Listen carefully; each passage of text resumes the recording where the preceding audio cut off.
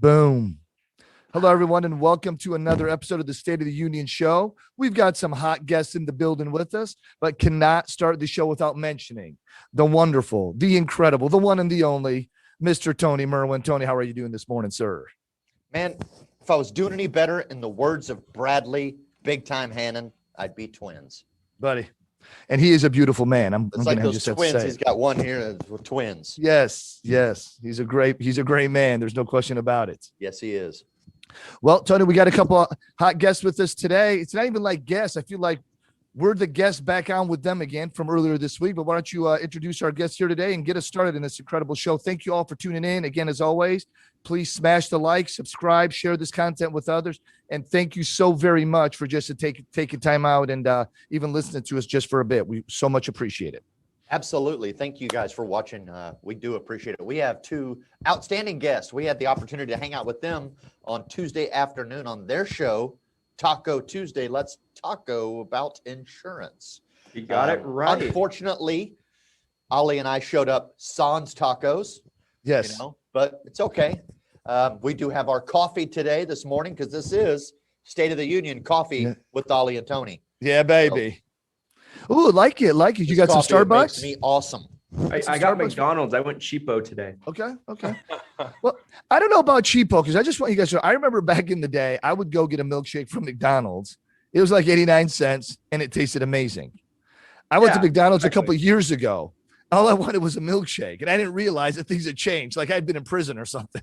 Okay. I go to McDonald's, and it's like, oh, well, we don't just do the milkshakes anymore. Well, what are they? Well, they're the same milkshakes, but now they come in a clear cup, and now they cost $4. Oh, well, that makes sense. Okay, let's just do that.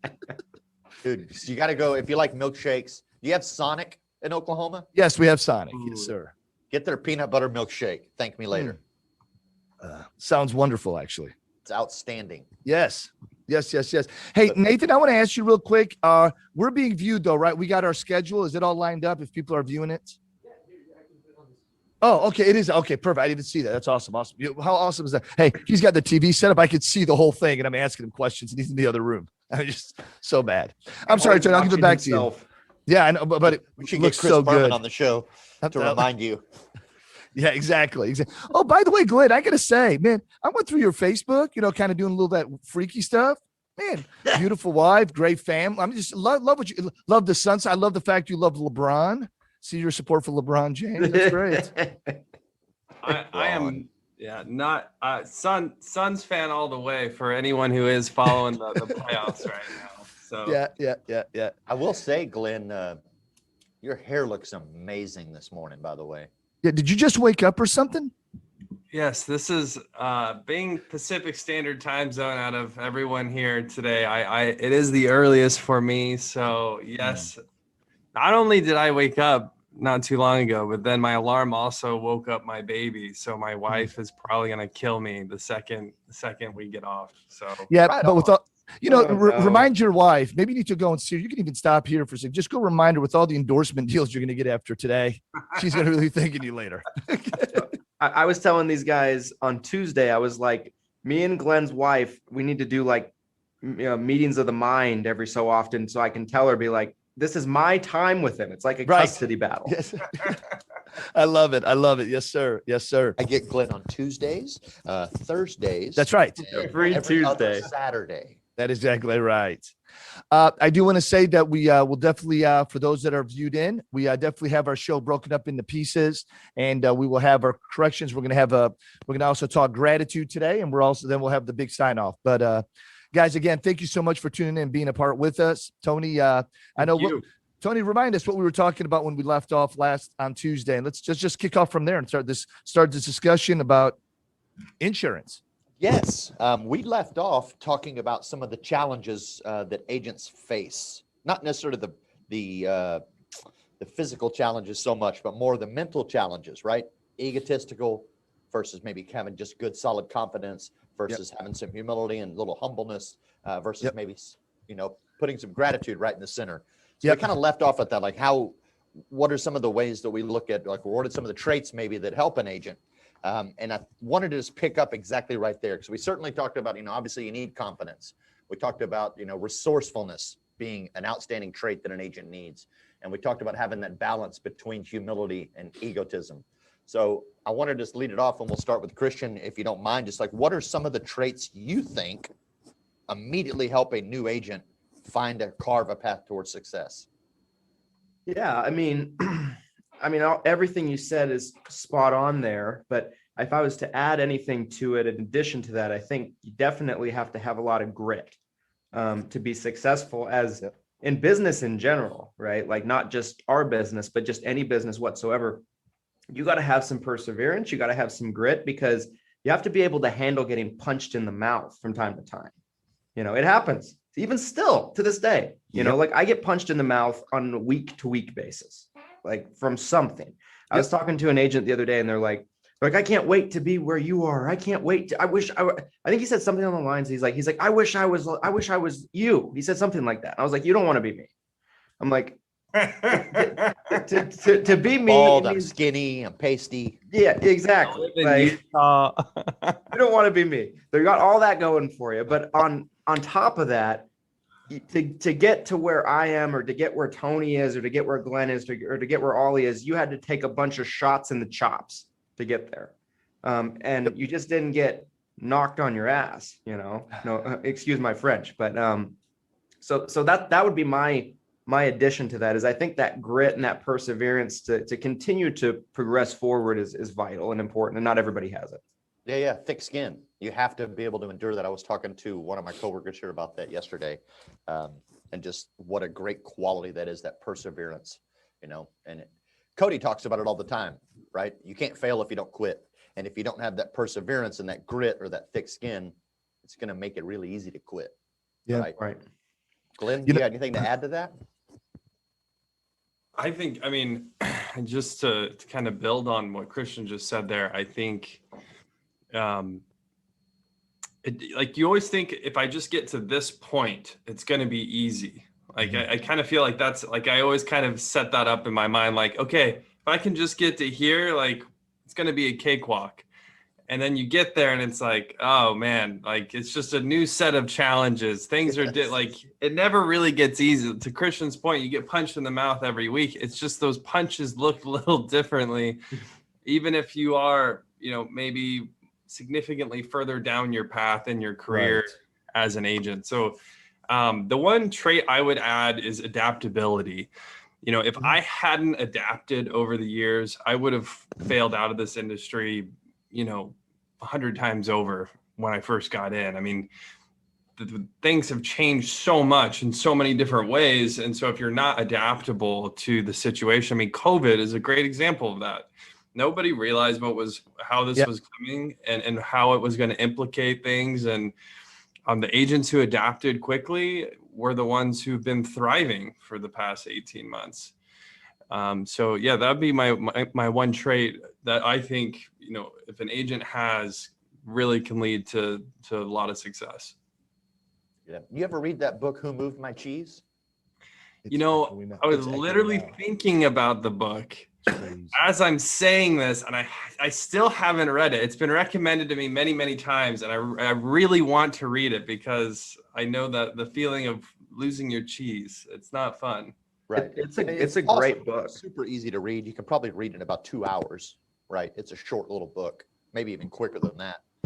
You already understand the concept, so it's not like it's going to be like, oh my goodness, this giant light bulb goes off. But is a great book, and it really simplifies the understanding of adaptability and really monitoring your cheese is kind of what they talk about. And they're like, how can you constantly just keep an eye on where your cheese is, know where it is, but be prepared to pivot at any moment, right? 100%. Yeah. Of course, the easiest way to do that is just develop multiple streams of income.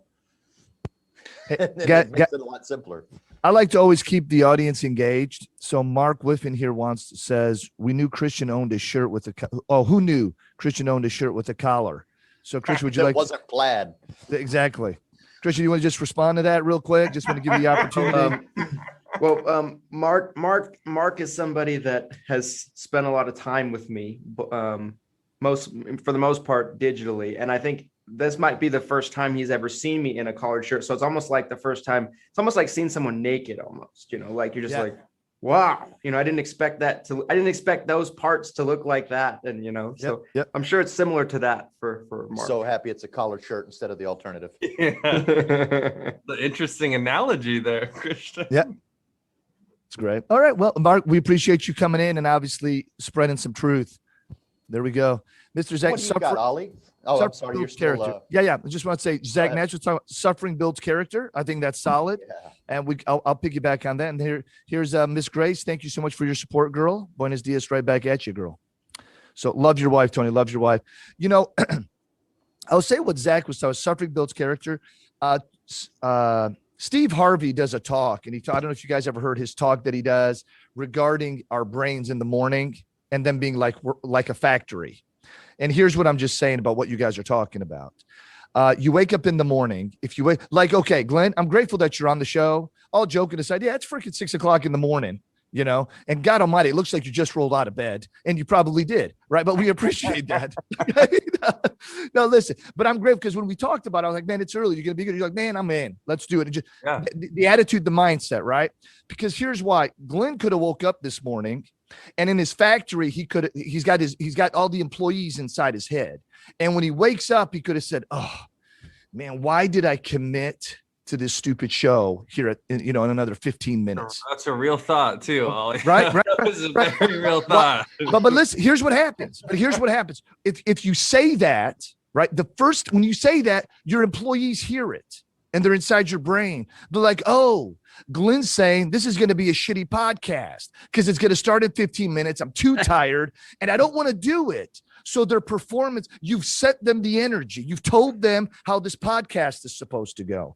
Or you wake up in the morning and you still want to be bitter about your wife or your business partner or your friend, right? So when you wake up in the morning, you tell your brain, hey, I'm still bothered by that guy.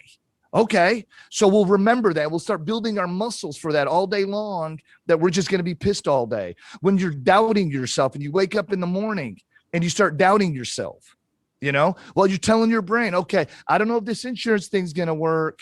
I don't know if doing what this guy Christian says is supposed to happen. All you got to do is tell your brain just little things and they'll take the message. That's why, Glenn, when you woke up this morning, I'm sure you're like, ugh, doing the show so early. But at some stage, you told your employees, whoa, I messed up. This thing starts at 6 minutes. I got to get my shit together. Because the truth is, most guys never do. And that's why we're having this show. And that's what we're talking about when people say they want to be. The one guy was saying he kind of wanted to be like you. Yeah, they love that stuff. They love to see you out there. They love to see you put yourself out there. But what they don't know is every day when you wake up, at some point throughout your day or a challenge that you've had to tell the factory workers what's going on for the day so they can best plan and prepare to build that muscle to have the success we're looking for. It's a mind game, 100%. Yeah, no, I completely agree with that, Ollie. And I think, there's kind of a spectrum on this. Like there's people who believe like you can talk anything into existence. Sure. Right?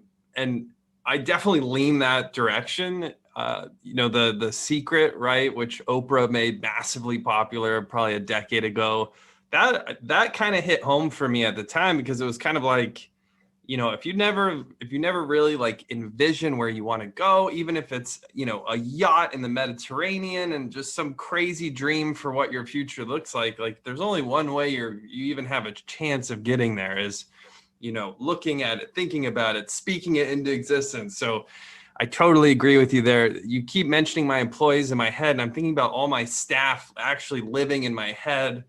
And it is freaking me out a little bit. I'm like, maybe my employees are all in my head. Maybe this is just one big dream right now. Maybe I'm not even awake yet, Ollie. I don't know. I'm not sure at this point. Yeah. Hey, real quick, I want to give Rondi a big shout out. She's not just a fan, but she's been an awesome guest on the show and in the organization she's a part of. She was also their agent of the year. Good morning from Raleigh. 4 superstars in the morning already spouting golden nuggets. Grateful. Woo. We're grateful for you, girl. Appreciate you. Cheers. But all right. Yes. Man, I love what you said, Glenn, and how you guys brought in the whole secret and speaking it into existence. I'm a big believer in that and subscriber of that. I see it in other people's lives, which gives me enough evidence. I mean, Cody Askins is one of my favorite people on the planet, and that dude does it all the time. The dude wouldn't shut up about getting his own private plane. Wouldn't shut up about it constantly. Now he's got one. right? And it's that thing, you burn into your mind a certain goal, a certain thing that you want to carve out for yourself. And as long as you obsess over it, it will find a way to happen. And sometimes it's weird because there's been periods in my life where all of a sudden I got something that I'd been thinking about for years, something I've been pining for, wanting, whether it be a goal, an aspiration, whatever it might be. And then I got it. And then I'd kind of forgotten that this is something I had been pining over for years, because it took a long time to finally get the item. Yeah. If that makes any sense, right? And you kind of forget that there's still that connection happening. It just took it a lot longer to get there because all the things had to align as your thoughts became clearer and clearer and your path continued to carve out.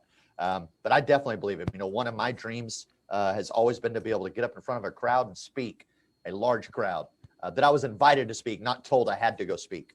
Because I've done that once. I had to give an acceptance speech in front of 1,500 people. So there's one. But the opportunity that I had to get in front of Memphis and to 200 people, however people there, and help run a show and MC it, that's been a lifelong dream. And I didn't realize it until it happened. Yep. That I had just fulfilled something that I've been really looking for the whole time. And just the opportunity popped up and my brain naturally said, hey, go try to get that. And then I got it. And then when I was done with it, I stopped for a second. I'm like, wait a second. I just fulfilled something that I've been working towards for a long time, that I'd kind of forgotten that I was still working towards it because it was still in the back of my mind. But I constantly thought about it, and it eventually subconsciously it came back around and came to fruition. So I'm definitely a believer in the law of attraction and speaking things to existence. And I think it's something we should all do. I think that is something that that prayer brings about as well. I think that plays into that as you're speaking and you're wishing, right, for these niceties to be protected over and people and so forth. I think that's kind of part of it. Meditation is a big part of that as well, because you're into your thoughts and you're really starting to kind of think about the things that you want to get out of yourself in life. So I think all that kind of plays a part, but probably the best way to do it truthfully is through your goals and just repeating them on a regular basis. And if you do that, you can definitely find yourself realizing the fruits of your dreams and your labors. Absolutely. Zach came on. He said, you are hardwired to see the negative. It takes intentional repetition and daily manifestation to make things happen. Very true. Very true. You know, we are hardwired to see the negative. People are skeptical in general. You know, what it is, and I want to give it up to our taco guys here to get their thoughts.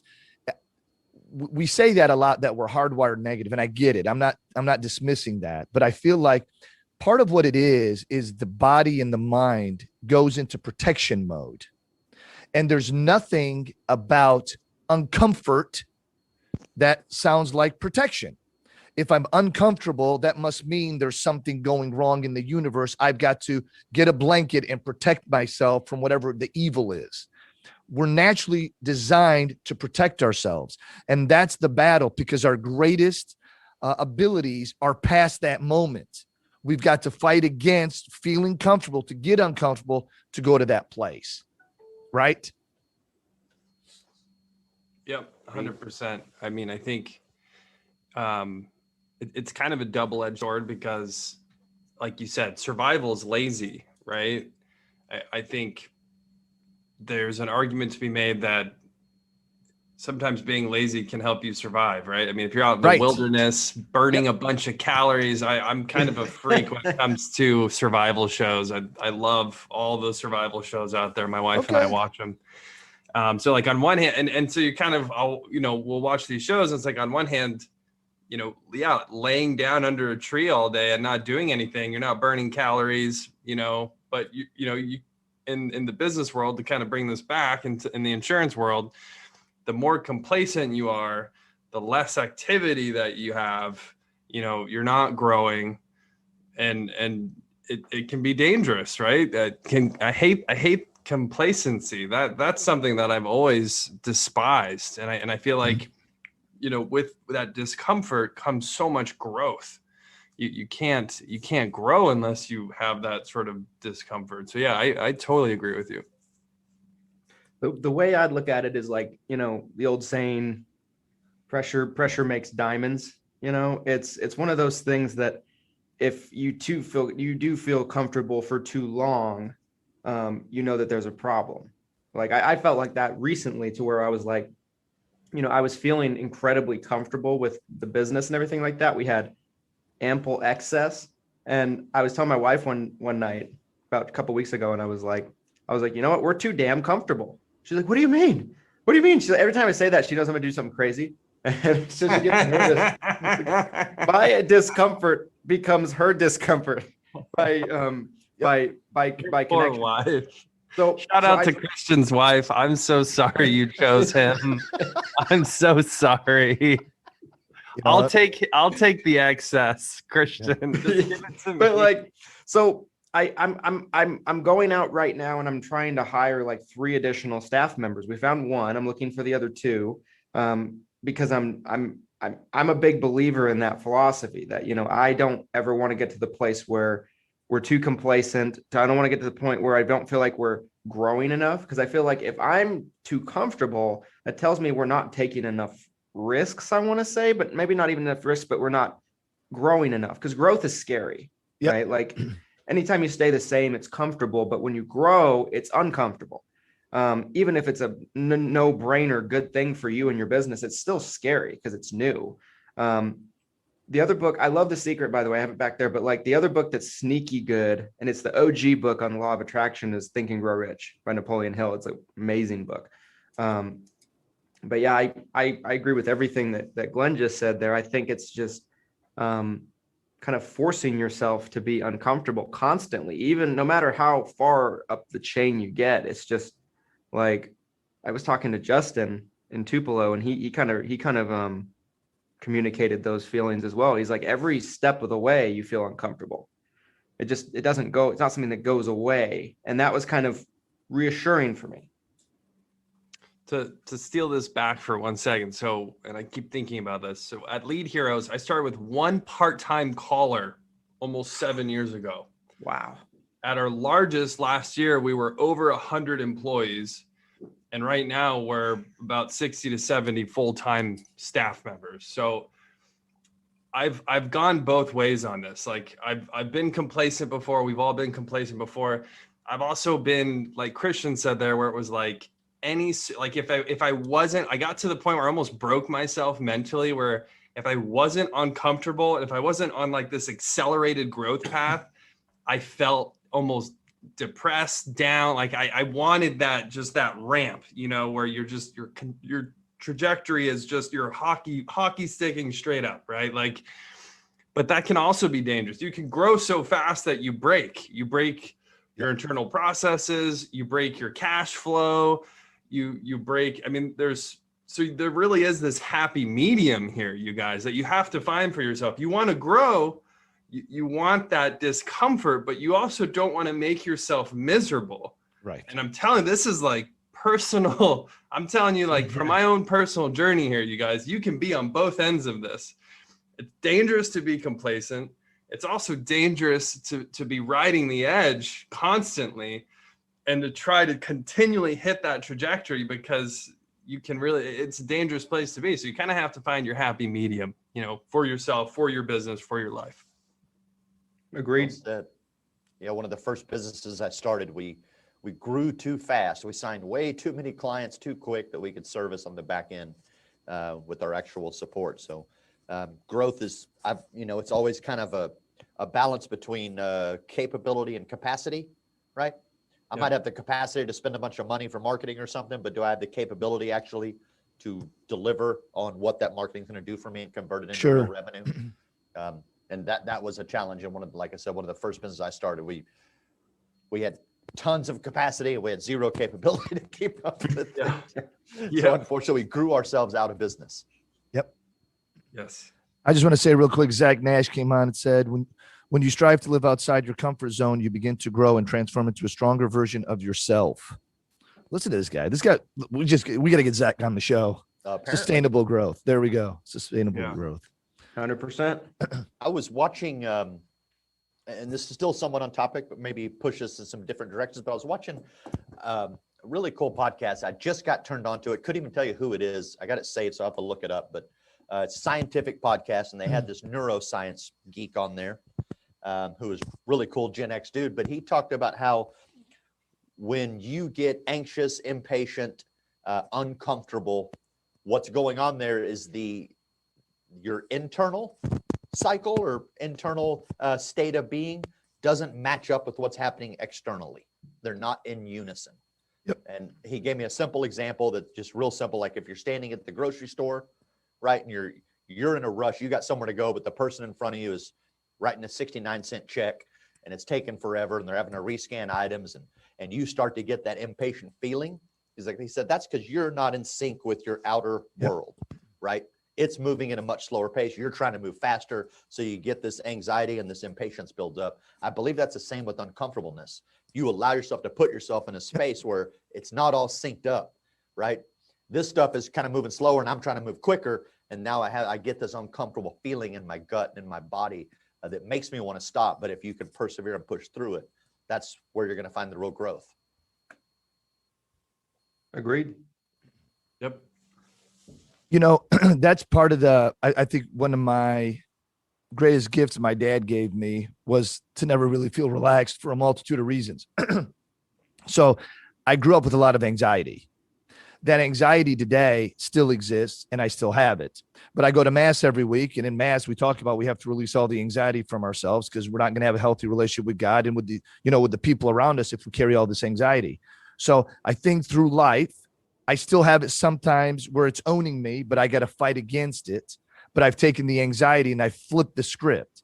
So when we're at the lake, everybody can go to the lake, drink, have a good time with their friends, get on the boat, do all this stuff. At some point, I just get to this place where I got to do something work-wise. I just cannot not do something because if I'm at the lake, that means my life's doing pretty damn good. How do I make sure I don't lose lake time?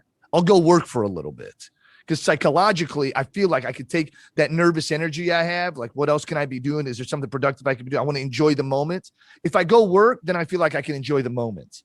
Even if the work didn't net me the result. You know, the other day, Jamie said, man, how long were you on the phones for trying to recruit today? I said, dude, man, I made calls for a little over 90 minutes. I said, it just sucks, but I finally set one appointment. You know, I said, but that's the time that I had today. So I wanted to make sure I put that time and I put the effort. I keep recruiting. Every day will be a different day. Some days you'll set some good quality interviews. Sometimes you won't, but you got to do it every day, So it's living in that space and taking maybe something that really could be harmful and bad for us and flipping it and using it to our advantage. Now, does that irritate people? Ollie, man, don't you ever turn it off? No, I don't. I don't ever turn it off. So if that's a problem for you, then I'm sorry. I don't turn off loving my wife. I don't turn off loving my kids. I don't turn off loving the people around me. Why would I turn off the business that is right before my eyes, that God has blessed me with so much success? Why wouldn't I love that and also nurture it and water it every single day for a little bit? I don't know. 100%. Beautiful. If I could add something to that, Ollie, I look at it like this: your business is the greatest asset you're ever going to have, other than yourself. You're the greatest asset you're ever going to have, but your business, in terms of like on a spreadsheet, is the greatest asset you're ever going to have. Yep. And the more you pour into it, the more you give it, the more you make it become. I mean, that asset is something that it's greater than a 401k. It's greater than a mutual fund. It's greater than an index fund. It's greater than blue chip stocks. It's greater than Bitcoin. It's better than everything. It will take care of you forever. That business, that you want to grow your business into an asset that will always be there for you. That's Absolutely. the way that I look at it. And it's hard to not be excited about that. It's hard to turn that off because you're excited about, be like, okay, this thing I'm creating is going to take me everywhere I want to go. It's going to take me to the lake. It's going to take me to the lake, and I can stay at the lake for a month straight if I want to. Sure. At some point.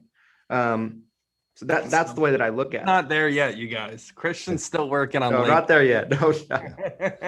I don't think I'm ever going to live at the lake all the time, but anyway, continue on. Yeah. Hey, I sunburn easy, by the way. But I'm not There we go. Hey, I want to give some couple more messages here real quick. Zach Nash again, life's not all Mai Tais and Yahtzee. True. I love it. Here's Jerry. I have proven myself in the P&C world of insurance, but with Medicare, I want to max what I can do as an agent to prove I can meet my goals and expectations. He continues to challenge himself. I do have one LOA as an admin agent, but there are a lot of components in Medicare to learn.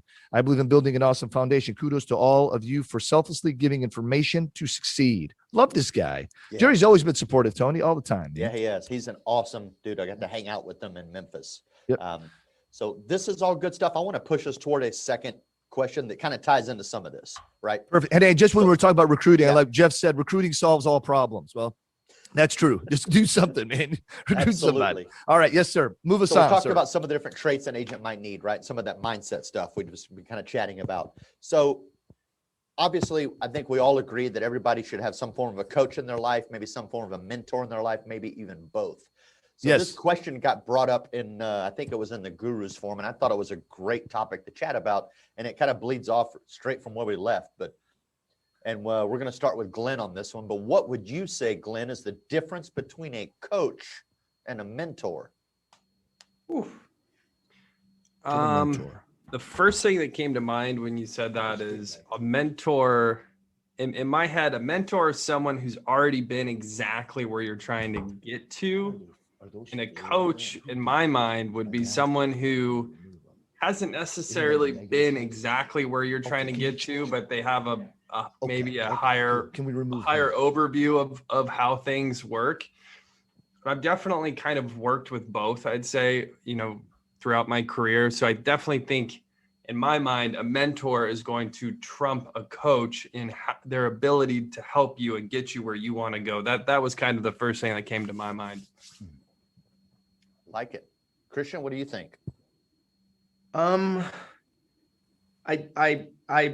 agree with everything Glenn said, and I share those sentiments, but to piggyback on it, and maybe if I was to add anything to it, and maybe to go a step farther, to me, I would say a mentor, I look at a coach more as like someone that's going to help get your mindset correct and maybe in check. It's going to help you with the in between the ears stuff. Who does that? Who does that, you said? I look at a coach that way. Okay. I don't know if I necessarily would look at a coach as somebody that's going to be able to help you come up with a strategy, give you specific X's and O's and different kind of insights on, be like, okay, how do I hire this person? How much should I pay this person? How much should I spend on marketing? What do you think about this type of, you know what I mean? Like, they're not going to help me with that level of things. And like one thing that I ran into is because like early on in my career, I was super into personal development. I still am. I still read books almost every day, but I've tried to very much add to what my learning diet consists of with some of the maybe less motivational stuff. Cause I'm motivated already. I don't necessarily need to be more motivated. I need more direction to scale my business effectively. And so I look at a mentor more like that, somebody that's going to be able to give you specific actionable tips that you can plug into your business and help be more efficient, improve processes, and just be a better business person and entrepreneur overall. So I look at it as a coach, maybe more as like a motivator when you need a kick in the ass. I look at a mentor more as like, this is how you build a business that can sell for tens of millions of dollars. What book are you currently reading? So right now I'm reading a book called The Power of Habit. And sounds like a winner just by title. Yeah, it's phenomenal. It kind of goes through, different situations where like people that might have been, so far the part I've gotten through is like they talk about people that like have had severe memory loss and how they're able to kind of relearn habits, even though no one said they ever could, through repetition and things like that. So like it's a really, really good book. I'm probably about a third of the way through it right now. Awesome. By the way, what Yeah. Christian, what happened to the 6-figure Medicare agent book club? That died. It died. So we had one book club, and I was so bad at sticking to this schedule. I've been telling myself, I'm like, all right, we're gonna pick it back up, and we just never do. And then like the book that we originally had for the second month, I got bored of it, and I started reading another book. Like, that's my issue. You're like, nope. So I don't know, but that was a winner. Yeah. If I'm going to piggyback on this coach and mentor thing, it really, I loved listening to you guys. I guess, I don't know if there's a right answer, because I feel like when I was listening to Glenn, I don't think he was completely on the same page with Christian. Not that they were off, but I think we're viewing things maybe a little different. So I just want to try to piece it together myself. So I feel like when it comes, first of all, to somebody new that's come into your life that you're supposed to coach, mentor, whatever that is, your number one job is to prove it and then duplicate them. So you have a skill set.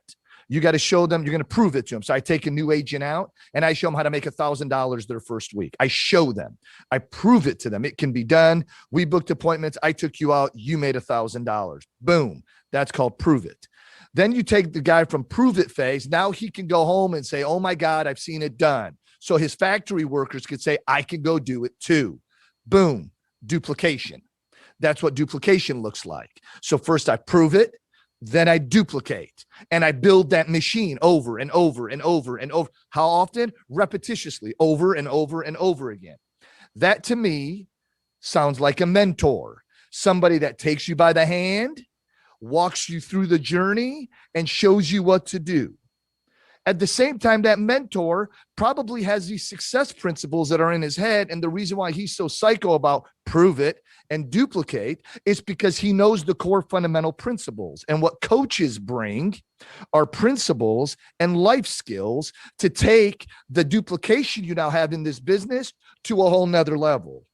So I guess maybe I'm saying the most solid mentor is somebody that can mentor someone by prove it and duplication, and then enhancing their lives with the life skills and principles they need to understand to be successful. Or you got a mentor and then you got a coach. The mentor's out in the field with you when the coach is going to give you day-to-day guidance that you're going to need to go conquer the world. I don't know. Yeah, I like that. I think that's pretty good synopsis of what most people kind of came up with on that question for the most Right. part. Yeah. So well said. You know, coach kind of smacks you on the ass and says, hey, you can do it. You know, Yep. here's, we want you to try this, you know, and go out there and go. Remember, we talked about those goals that you have. Let's go get them. That's Whereas, right. you know, the mentor might be a little more matter of fact with you. Sometimes I look at me like, what the hell's your problem, bro? Yeah. Oh, you know, here's, I love this. They're a little more tough love, I think. So a mentor won't smack you on the ass, but a coach will. I just wanted to clarify. I don't want a mentor that won't touch my butt. That's just me. They can't be my mentor. Wow. Okay. The difference is coach tells you how to fight and mentor teach you. Okay. Techniques. Well, there you go. There we go. You know, just to take that all the way through, you know, I guess, you know, we're just talking about it. I guess I said it. I feel like, you know, someone that really, you know, and then you got the term life coach. So I'm just, you know, in my mind, maybe a coach as we're talking this through, maybe the coach that also is that mentor. Maybe that's what a full life coach really looks like, because that maybe the term life is the package. I'm not just going to be your coach. I'm also going to mentor you through the journey. Maybe, I don't know. I'm just interested. I'm just thinking about it. Listen to what Jerry just said. It's interesting the way he worded it. Yeah. So, you know, I'm just thinking. Does anybody have a life coach out of curiosity? Ooh, that's a good question. I wouldn't even know how to tell you what that is. I see so many people that they're like, I'm a life coach. I'm like, well, what does that mean? Like, what does that even mean? You know, My like understanding is that they help coach you or mentor you on handling the stresses and rigors of life in general. Well, you asked the question of it. Yeah, I'll give you my answer. So my wife is definitely an accountability coach. She always reminds me of all the things I need to improve on. so she's really good at that. I think all of our wives are that.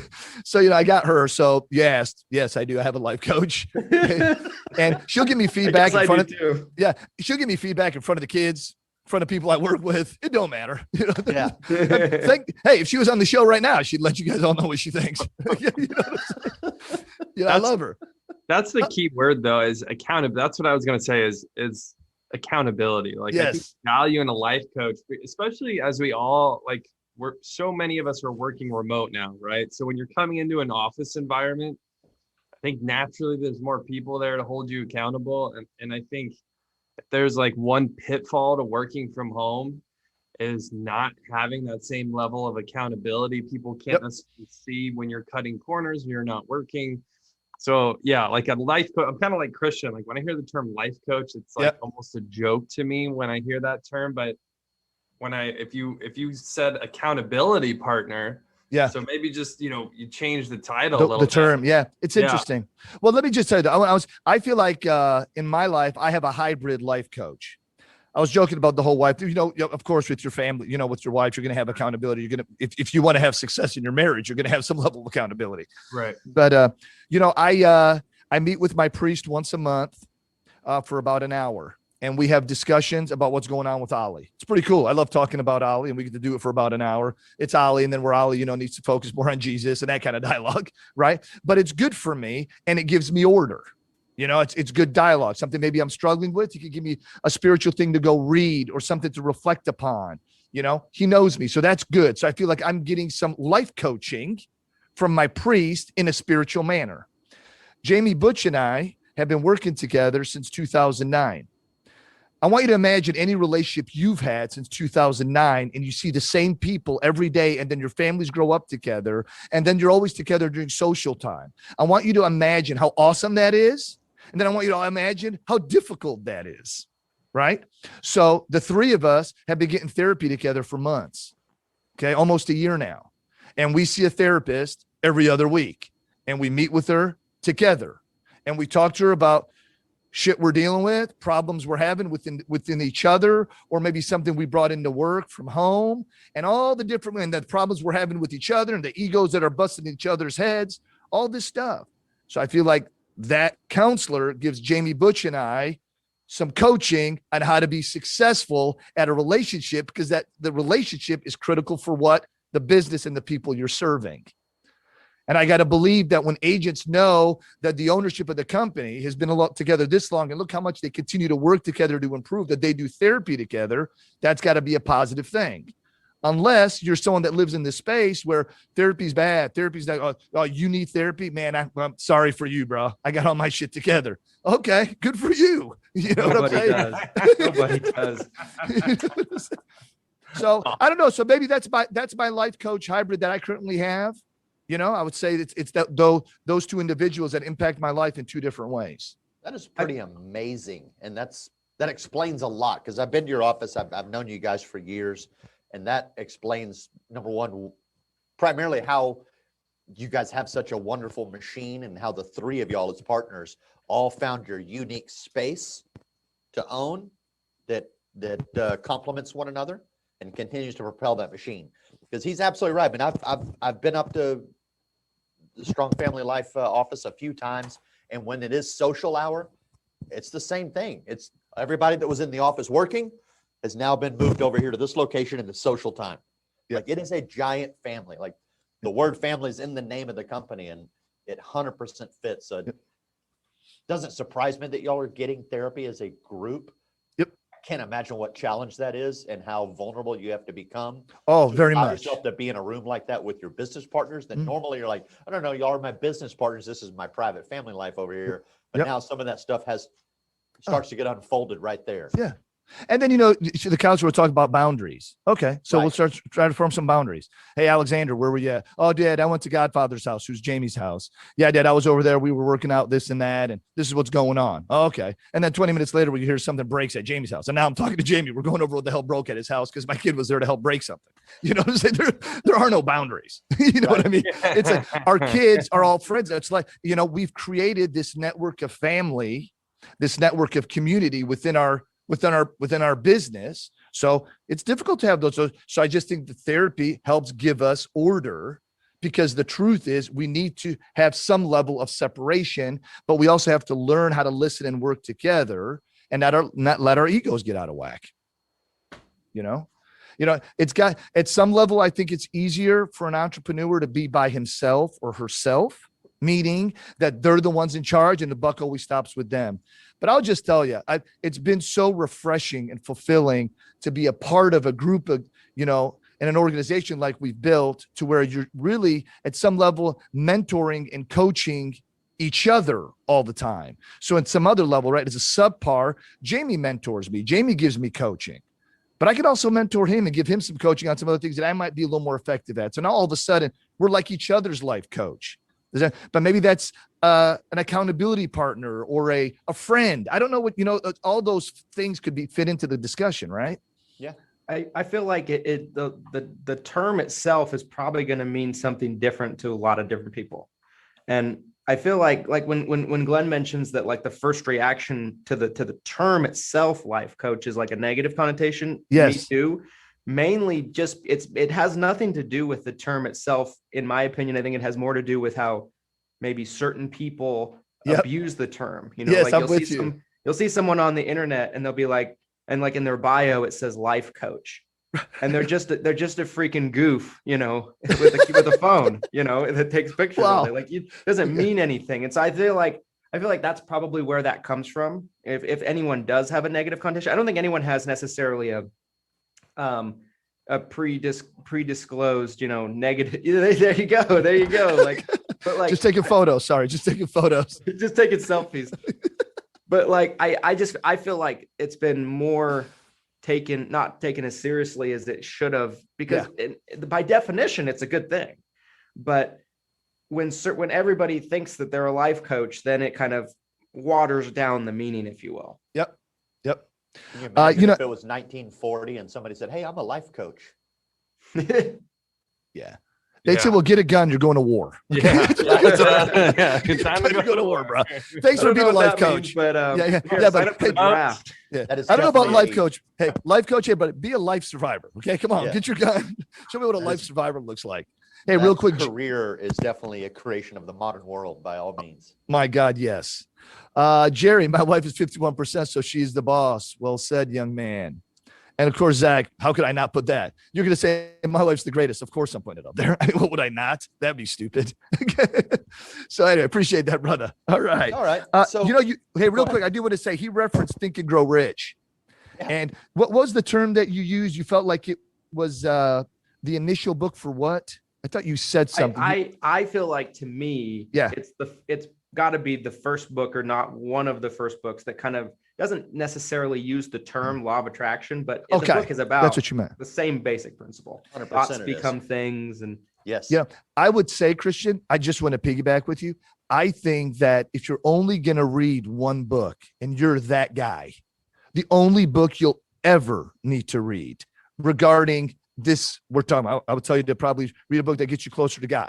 But if we're talking about this topic right, the one book you need to read is Think and Grow Rich. There's not another one. Every other book is Think and Grow Rich, but they try to expand a certain section and try to sound a little more articulate. I love me some John Maxwell. I love me some Tony Robbins. I'm just telling y'all, Napoleon Hill crushed it. It's Think and Grow Rich, and everybody's book is a copycat of that book. Man, I'm just such a believer in that. Nice. Agreed. It's an all-time great book. It's a classic. It's the OG book, whatever you want to call it. That book it talks about manifestation. It talks about the mindset of your mind. It talks about finding the right partner in life. It talks about a man and his desires for sex and how important it is for him to have success and him being served, but also the obligations the man is supposed to have with money and what he does with it. Man, it's just a book of order. If you just follow that book, you don't need to listen to it. Just go do the book. You don't need a podcast. You don't need a video. Just go do the book. I think it's that awesome. Be a life coach now, and I'm just going to hand out that book as yes. There's only advice. Probably $1,000. Hey, I'm going to read this book to you every week. It's going to cost you $100 an hour. Okay. I'm going to jump on Zoom and we'll go through one chapter together. Yeah. And then by the time I'm done, the book club's back. Venmoed me over my fee for the month. But listen to this. Here's what's funny about us laughing. I just want to make this point. If Christian told an agent tomorrow, hey, every week, I'm going to read one chapter to you this, but we're going to get on face-to-face here on FaceTime or whatever. And I'm going to read you one chapter. What do you mean you're going to read? I'm not really a good trainer. I just read. And I'm just going to read out loud to you for an hour once a week, this book. And in 8 weeks, you'll owe me $10,000. No way. No, I promise. If we do what this book says, I'm going to make you so much more than $10,000 you can't even see straight. And it's the truth. And all he would have to do is read the book to the person. And after 10 sessions, he'll finish the book. He can make his 10 grand, and that person can go out and achieve the greatest things if they just follow the book. That's how profound it is. If people just listen and do what's asked of them, stay uncomfortable, man. Well said. 100%. Well said. All right, brother, we got 3 minutes, Tony. I'm sorry, sir. No, you're good. All of this leads me to the kind of a final wrap-up thought on the whole concept of your traits as an agent, and like, what do I need to do to be successful? What's the difference between coaching and mentoring, accountability, et cetera. So if you're an individual agent all by yourself, right? You're not part of a team. You're trying to build your own business. You are out there all alone.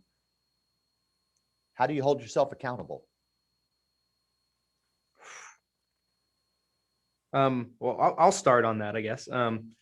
So when I got started in the business, I got started working with my dad. It's a well-known story. A lot of people know that. But what a lot of people probably don't know is my dad wasn't really, it's not like he was there every second of every day. My dad is kind of half retired at that point, even still, like he was there to kind of provide some guidance and some basic overall, like, do this, do that. But like when it came to being in the weeds, making calls, going on appointments, things like that, it was for the most part alone, in the office alone, here late at night till 8 o'clock at night, every night, 8:30 at night, alone.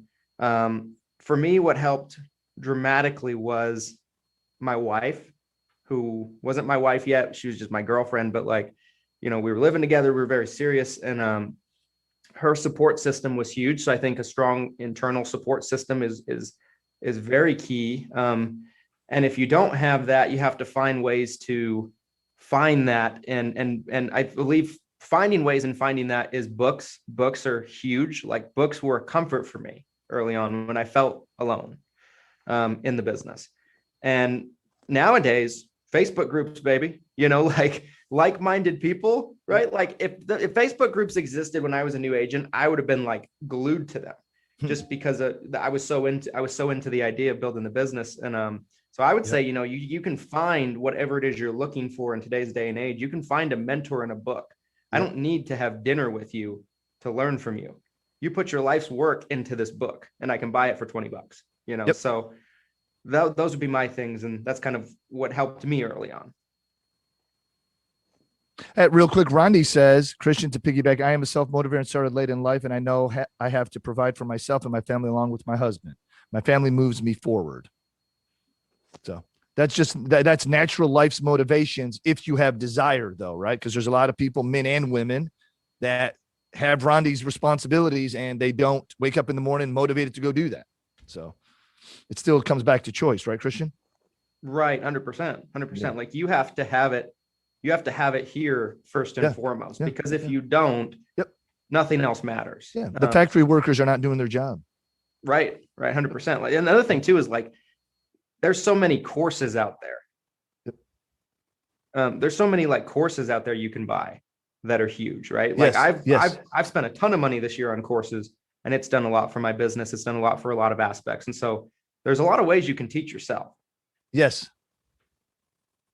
Ollie, I wanted to really fast go back to something you said previously. Okay. So you mentioned therapy, and I think that should absolutely be normalized. Not enough people, I think, go to therapy. I'm proud to say that I've been to therapy many times for many different things over the years. Yep. I'm definitely one of those people where, like, going into therapy, I would be leaning towards like, okay, this isn't really going to help me. Again, kind of that entrepreneur mindset where it's like, I can handle everything myself. But then I always come out of therapy with like a different understanding, a different, perspective. Totally different perspective. So I just wanted to take a minute, and I think that's really important. I think there's a lot of people, especially after the last year that I think a lot of us had. I think therapy can be super beneficial for business partners, marriages, individuals. So I just wanted to take a second and kind of share that. Yeah, I can appreciate that, dude. I'm a big fan. I've always been a big fan. I grew up, though, we're talking about therapy real quick. I grew up where that was for sissies. I mean, my dad I actually went to therapy once when I was 18, and he let me know how stupid that was. So then I stopped going to therapy because clearly it was stupid. That's it. You believe what you're told to believe by the people that influence you. I mean, it's just what happens, right? So me starting to go back to therapy was a stupid idea in the first place. But my wife and I have done marriage counseling. We've done all that stuff. And I believe it's all good, sound principles. Again, it's principles that we come back to, guys. I know, Tony, we want to keep going. I love you guys. So in our show, every week we do a corrections break, where corrections has become also where We also might get another drummed up conversation to start here. Nathan, who's our producer, also is kind of our geek that tries to correct things we may have said or not mentioned. A lot of times Tony might come on with some facts that are wrong. And then, obviously Nathan gets to correct him. That's kind of how I see it. Fictions and not facts. Right. So AHIP can be done in November, so don't worry about it. Just there we go. Well, over Nathan, Thanksgiving break. So Nathan, welcome to the show. What do you guys think of Nathan's handlebars? You guys like those handlebars on Nathan? Legendary. It's I love wonderful. it. Thank It's you. wonderful. Thank you. Yeah. I needed that. Yep. Well, Nathan, you got any corrections for us today? We got the fine guests on, and Tony and I. There was one big rabbit hole that I kind of went down after listening to you guys, and that was the anxiety rabbit hole. And I know you guys like talking about that and like how you can manage it, how you can use it. And it's one of those things that there's two sides of it. There's the very scientific side, the side where they're talking about how it's, the hippocampus part of your brain, the oldest part of your brain, and kind of takes over, kind of helps shut things down and really make you focus on what you need to focus on.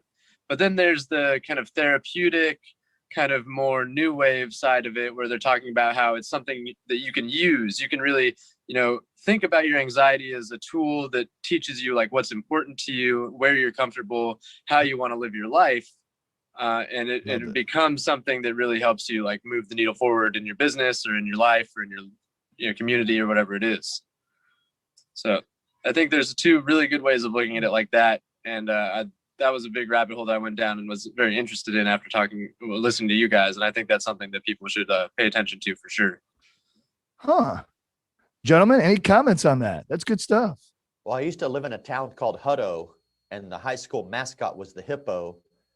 And there was a campus, which makes it the hippocampus, but I don't think that's the same place he's talking about. That's what that's what the article was talking about.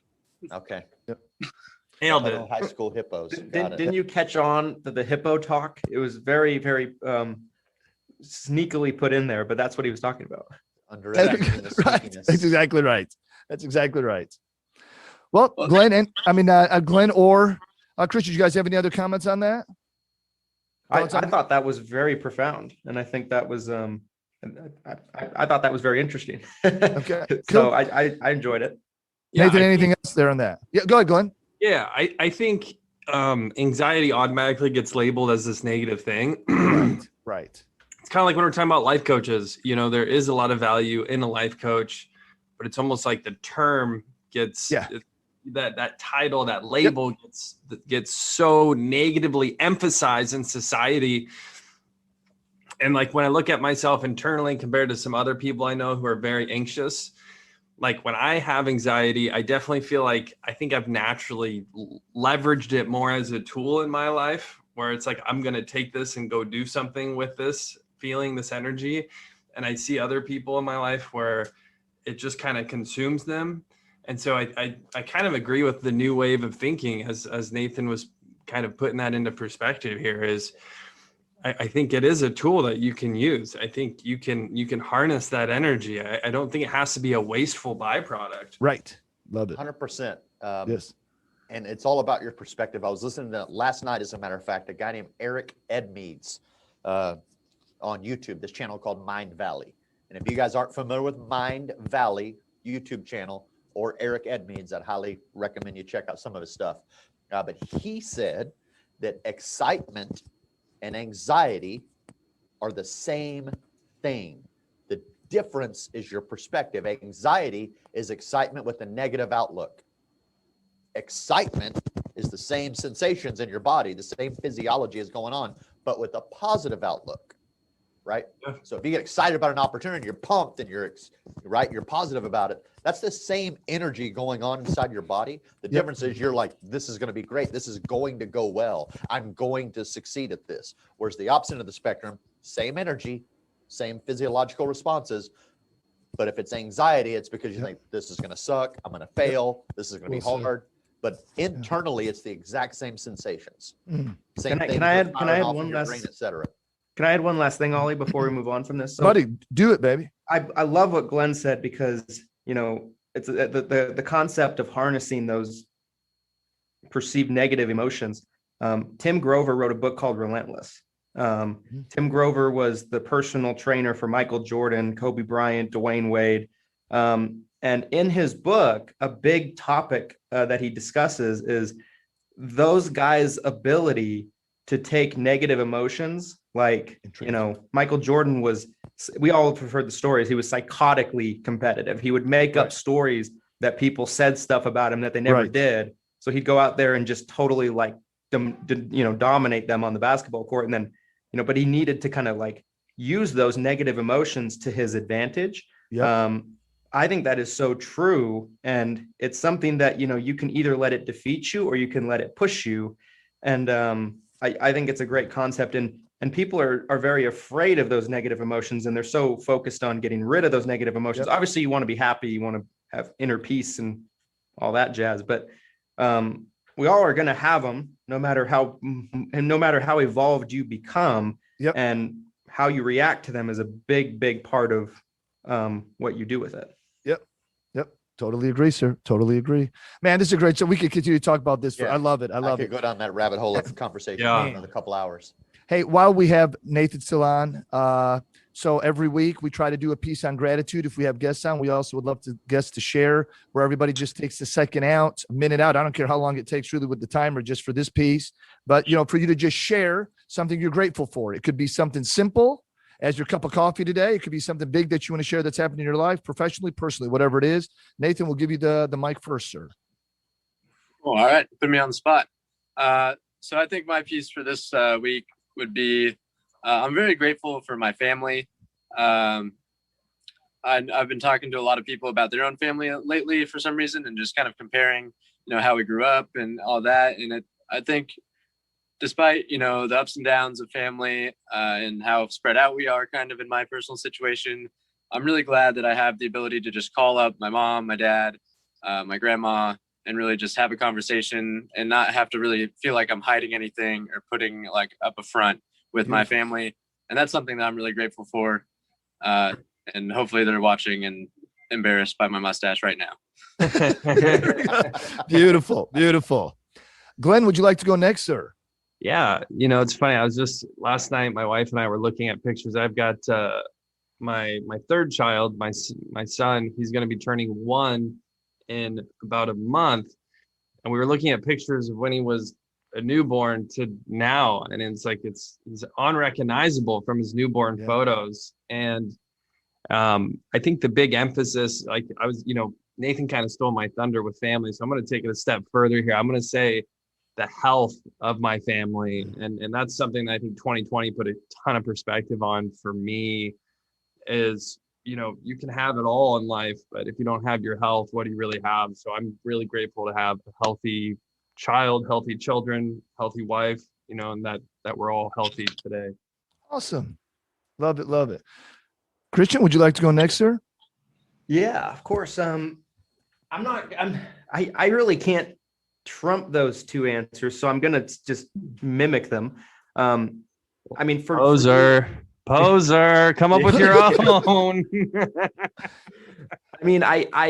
There's nothing to me personally that I'm more grateful for than my family. Also, like my daughter is 2 years old now. She can do so many more things. Like just last night, we had a family dinner, went over to my brother's house around the corner because him and his wife just bought a new house, and they got a little 1.5-year-old boy. And, my daughter and him just climbing the stairs together, and almost falling on their butts, just brought me a lot of joy. So my daughter is amazing. My wife is amazing. I'm just so grateful for both of them and that support system. I'm grateful for my parents as well. Like my dad has been in the insurance business for over 30 years. And so he's been a great mentor for me. He hasn't necessarily, obviously, he's not going to be able to teach me how to build a click funnel or something like that. Like that's not what he's good at, but like sometimes the practical wisdom is something that is needed for me, for a guy that's still in his 20s, trying to build a business. Sometimes I need that direction. And sometimes he's been through certain circumstances that I haven't. So the health of my family, the relationships with my family are vital. And I can't trump that answer, so I'm just going to take it. Love it. Love it. Tony? I am truly grateful for the relationships that I have in my life that help lift me up. Because something is definitely true about relationships, and I've learned it more and more over the last few years, is that relationships can either be the heaviest things in your life that hold you down, or they can be the lightest things in your life that lift you up and propel you forward towards your goals, towards your dreams. And I've put a big emphasis on that in the last 3 years to really start to examine the relationships that I have in life. For sure. Appreciate all of them, regardless of where they are on the spectrum, but really start to narrow in my focus and identify the relationships that lift me up and keep me in the direction that I really want to go. Yep. And I'm super thankful that I've surrounded myself with people like all of you who I value extremely. I'm just incredibly thankful for that, because without those relationships, I can honestly say I would not have the degree of success that I have in this moment. Yep. Love it. Tony, thanks for sharing. Got all emotional on us here. A little bit. Kind of got a little awkward. Nathan's like, damn, I shouldn't have started with this whole thing. Yeah. Tony, that's awesome. I'm grateful for you sharing that. I'm excited about sharing my gratitude today. So a couple days ago, I had an aha moment, and I just am so grateful to God for this aha moment. So I want you guys to know that a goal that I've had my whole life, a goal that I've had at some level regarding parenting and goals that I wanted as a parent. Okay, I think we lost Christian. Did we lose Christian? He had to go, or is he there? Did we lose him? We lost his video feed. He's coming back. Oh, he's coming. Okay, cool. I just would like him out when I'm talking about if can you hear it? He should be able to hear All right. it. I'm just gonna do it. It's all good. It's all good. It's the way it should be anyway. So I had a goal that my children would grow up and never live a life where they had fear or anxiety because dad came home, or they had fear and anxiety because they were afraid how dad was going to speak to them, or they had fear and anxiety because their dad was going to hit them, right? Because when I grew up, I love my father. He's passed away. God rest his soul. I pray that he's in heaven. I mean, I say nothing derogatory, but every day when my dad came home, it was like clock watching, man. All right, what kind of attitude is he going to have? Did he have a good day at work? Did he have a shitty day at work? If he had a shitty day at work, then that means that if he's got a bad day and I make one mistake he doesn't like, my ass is going to get whooped today. And live in that space. Well, so the other day I said, man, I just pray that my kids never have that. And I'm like, holy shit. My kids are 20, 19, and they're about to be 18. I actually already hit that goal because they're adults now and they've lived their whole life never afraid of their dad. And I'm like, oh my God, that's great. So I didn't even realize that I broke some generational pattern because I love my grandfather, but he definitely role modeled to my dad how my dad needed to do to me. So this has been a pattern that's been going on, and praise God, it's over. And I'm fired up about it. So I'm grateful. There we go. Kudos. Amazing. Love you, buddy. Yeah. So fired up about it. All right. I don't want to get everybody all wigged out, but it's a gratitude section. I'm just super grateful. It was awesome for me. I love it, Ollie. I love it. Thank you for sharing that. Absolutely. I appreciate you guys. Nathan, I'm so grateful for you taking care of us like you have. Tony, I appreciate you always, running the show, doing what you got to do. Whatever happened to Christian, we're never bringing him back. Glenn, that's it. From now on. He sent a text. He said he had break. Yeah, I guess he drank too much coffee. I don't know. I think he just quit on us. I'm going to be honest. See, this is a fact. This is what people working together do. I got the same damn text. I didn't want to say it. You know what I'm saying?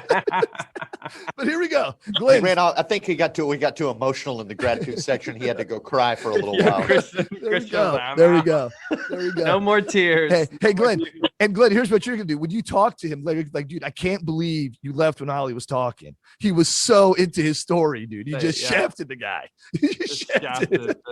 The most important moment of the whole podcast. Oh my God. Look at walked away. Bails on it. Just I bailed. love you. That's great. I thank you guys all for being on the show. Tony is always helping us host. Nathan making it happen. And we got this. Oh, bottoms up. Love Jerry. Thanks, Jerry, for being on the entire show. We're grateful for you. Glenn, thanks for being on the show. Christian, you guys are awesome. Thanks for having us on the show. Love to have you guys back on. And guys, stay tuned to our show next Tuesday. We'll be back here next Thursday as always. Thank you so much. We'll talk to you guys soon. Thanks for having us. Awesome. Hey, Glenn, are you still there? Yeah, I'm still here. Cool. Are we done recording?